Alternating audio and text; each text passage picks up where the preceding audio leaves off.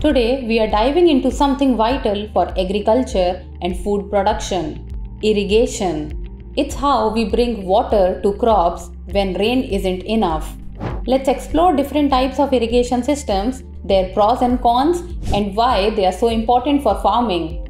Let's start with well and tube well irrigation. Wells are common in places like Uttar Pradesh, Bihar, and Tamil Nadu.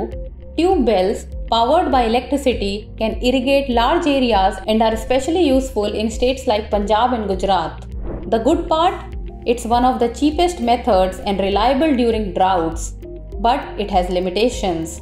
Wells can dry up during long dry seasons, and tube wells can overuse groundwater. Next, we have canal irrigation. Canals are like lifelines for farms in areas with flat, fertile land. Most of India's canal irrigation happens in Uttar Pradesh, Haryana, and Punjab.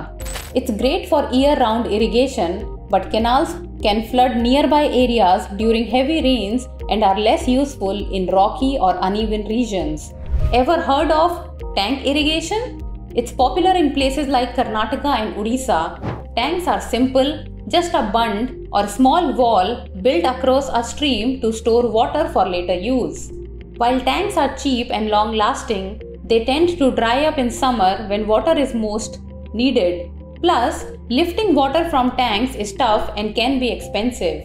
Let's move on to drip irrigation, one of the most efficient systems. Water is delivered directly to plant roots through tubes or emitters, which means less water is wasted. Ever seen sprinklers in action? Sprinkler irrigation mimics rainfall by spraying water into the air. It's great for uneven lands and works well with most crops, except water-heavy ones like rice. The downside: sprinklers can be costly and less effective on windy days. Other methods include furrow irrigation, where water flows through trenches between rows of crops, and ditch irrigation, a more traditional method using small canals dug alongside crops. To sum it up, each irrigation system has its pros and cons. The key is understanding your soil, water needs, and weather patterns to pick the best system. With smart irrigation, we can grow more food using less water.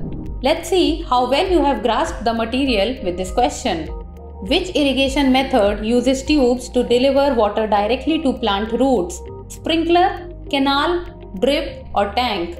Thanks for watching. If you found this video helpful, make sure to like, share, and subscribe for more farming tips. Let's grow together.